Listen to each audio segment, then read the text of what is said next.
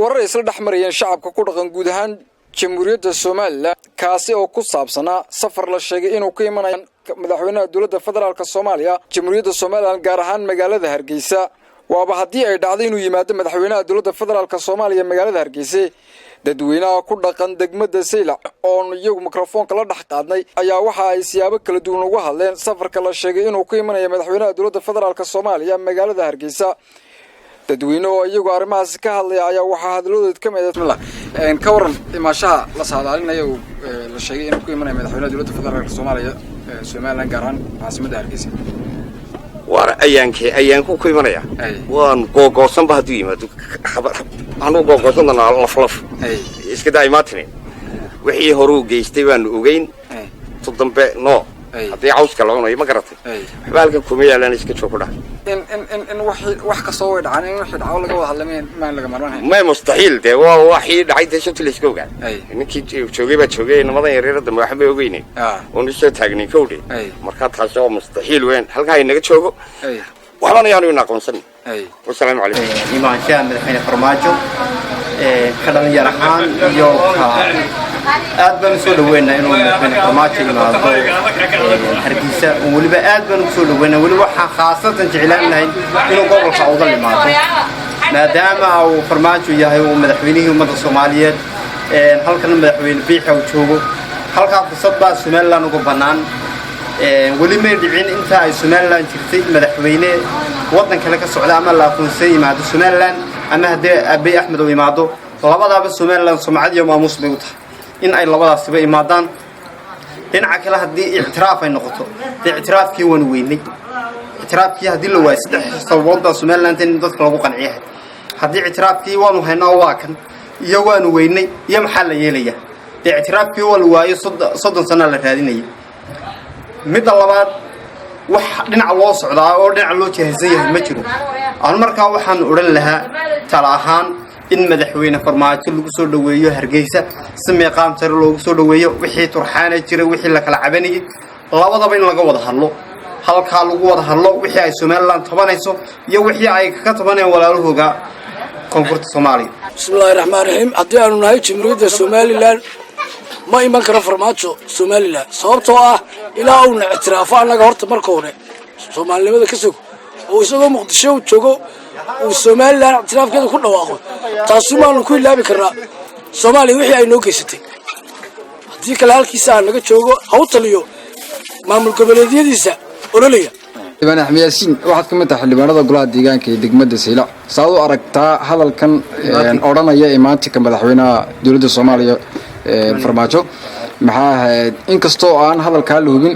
balse haddana lacalla hadii ay dhici lahayd inuu yimaado madaxweynaha jamhuuriyadda federaalka Soomaaliya saad u arkay bismillaahir rahmaanir rahiim horta Soomaaliland nasiib uma helin inta jiritaankeyga uu jiro madaxweyne dal oo ka soo dagaa cigaal international airport waxaan qabaa maanta farmaajo haduu ka soo tago fursadii koobaad inay tahay iyaduna inay samayso Soomaaliland la fahanteedu madaxweyne Muuse bixiyo soo dhaweynayay iyo ka soo dagayba bumbaydii labada calan iyo labada miisigba in la waxeeyo taa lafteeda aqoonsiga waxyaabaha madaxweynayaashu ay u iman laayihiin waxa ka mid tahay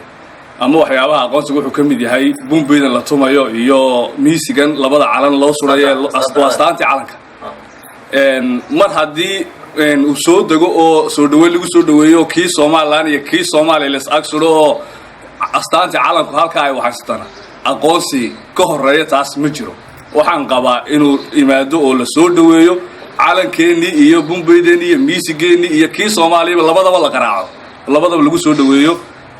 taabaan kulay anigu qabaa waana fursad baan leeyahay meesha ka banaaneed marka hore fursadana laga faa'iideystaan leeyahay waa haduu yimaado weeyaan Soomaaliland ahaan maxaa faa'iido ugu jirto marka loo eego aqoonsiga maxay Soomaaliland imaashaha madaxweynaha farmaajo taan ku sheegay lafteeda faa'iido miisiga la tumaya astaanta calanka la surayo laba astaamood ee calanka la iska surayo waa isku mid leeyahay maanta waxay qabtaa Soomaaliya inaan Soomaaliland inay kamid tahay inaguna waxaan qabnaa inaan ka go'aano laba aan nahay laba walaalo laba dalo walaalo Soomaaliya inaan nahay Soomaaliland iyo Soomaaliland kala nahay waxay kala cadeynaysaa imidkiisaas soo dhaweyntaas astaanta calanku waa cadeynaya inaan laba kala nahay oo Somaliland inaku aan nahay iyaguna Soomaaliyiin miisigoogi Soomaaliya toosan la tuso inakana Kenya la miisigeeni bumbeedeeni la qaraaco soo dhaweynta halka ka wacso nin dal kale imidu farmaajo markaa ku noqonaya laakiin waxa qaba inuu ku dhicin buura ka soo dagayna biisa reer Somaliland madaxweynaha Soomaaliya inuu yimaado diyaar uma nihin mar rabno midkaanta gudaheega nuurta gudaha kalena waxaan ku leeyahay hagaajisa waxa weeyaan tiisa hadar yeelo madaxweynuhu tiisa hadar yeelo madaxweynaha Soomaaliya tiisa hadar yeelo annaga taayadaha ka baxo waxa weeyaan ilaa ixtiraaf aw nasiinayo ixtiraafka isaga naga fadhiya isaga maxaan ku dhahdaa ixtiraafka iyaga hoos u dhigay waxa weeyaan ilaa uu ixtiraafka iyaga aw xaqiijiyo oo halka uu jooga ku xaqiijiyo Soomaaliland ma imanayo hadduu yimaadana tagaara dhagu faraagelinaya kicin mooyaan iyo dhib mooyaan wax faa'iido haba yarataan naga noogu jirtaa ma jirto waxa weeyaan halkiisa ilaahay ku nabad yeelo marka wax laga faa'iideeyaa wax laga faa'iideeyaa waxa laga faa'iideeyay tiisi baa wala saboorta tiisi soo hagaajiyo markuu tiisi soo hagaajiyo annagana taayadaha ku daro Soomaaliland laakiin meeshiisi walalayso Soomaaliland waxa loo faa'iido u hayay ma jirto annaga nabadeeda ku duulin ku dheh iyo waraaga iyaga iyo waxa weeyaan ishaysashayada taana kala kicin ku dheh ninka saad aragtaa imaashaha farmaajo madaxda dawladda Soomaaliya annaga nama quseeyade dhiigayagi iyo ragayagi iyo dadkayagi baa yaala aqaladayadii buu dumiyey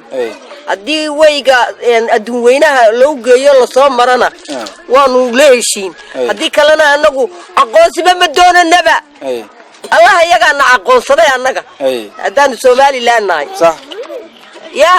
مركا أنه وحو محاكو إلهي نصوحا بارتو ونوي ما دو دلك يجا يمادا ما أقول وح نوي لا أو نبدي ما جفتو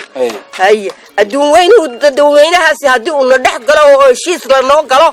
أو محاكو إلهي سيدي الدولة دي يبقى لا حسوقي حسوقي يا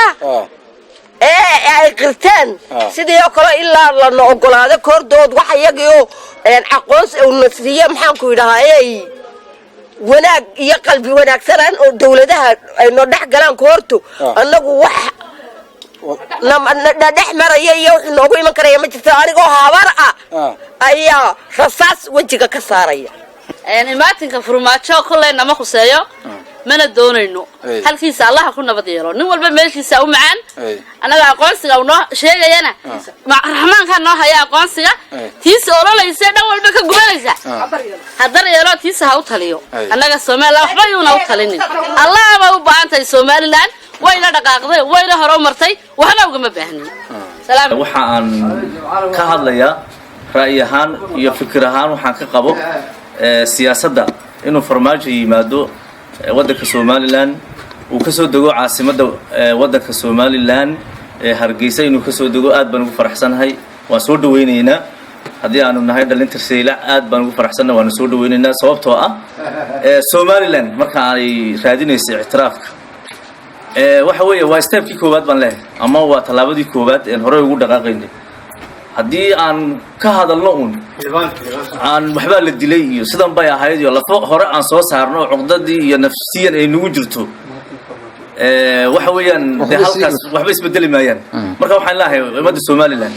war isbedel yaan u baahanahay we need a change isbedelkaasi la fahanteena wuxuu ka bilaabmayaa inaan cid kasta oo dan inoogu jirto soo dhaweyno marka farmaajo danta inoogu jirta waxay tahay Soomaalinimo dan ahaaneed bay inoogu jirta derisnimo inoogu jirta ictiraafka aan raadinayna laftarkeyga iyaynu kala hadlaynaa adar soo degaan leynaa anagu adigoo ila leeyahay sidoo aragtaa maxay ahayd madaxweynaha safarku ku imanayo la saadaalinayo ama la sheegayo Somaliland gaar ahaan caasimadda Hargeysa ya madaxweynaha dawladda federaalka Soomaaliya haddii aan ka hadlo fikirkeyga anigu madaxweynaha Soomaaliya leeyahay uu imanaya Somaliland lama odhan karo madaxweynaha Soomaaliya isaga imanaya laakiin waxa wada uu la socdaa ra'iisul wasaaraha Itoobiya siyaas oo tahayna waxaan odhan karnaa waa inuu aan deeqigiisa ku iman karinna laakiin cid soo daba dhuumanaya hadduu imanayo laftarkeeda waa madaxweyne Soomaaliyeed laakiin anagu cid aan soo dhaweynaynaa maxaan ku raadayay imanaysa Somaliland waa ra'iisul wasaaraha Itoobiya calankan uu qaadanayna Itoobiya anagu marnaba calanka buluuga ma qaadanayno kuma soo dhaweynayno madaxweyne Soomaaliyeed waxaan soo dhaweyn doonaa insha Allah hadduu yimaado ra'iisul wasaaraha Itoobiya iyo calankiisa kulle inuu hadduu imanayo oo uu imanayo inuu sidaas ka wanaagsan oo xorriyadiisa oo suu kelidii yahay oo keligii la soo dhaweeya ayaa fiicnaan lahayd laakiin nin madaxweyne nin la wado oo marka madaxweyne imanaya ra'iisul wasaaraha Itoobiya ma soo dhaweyn anuna علي أحمد ديري على دقدرول وركب بدع TV مقالة السلاح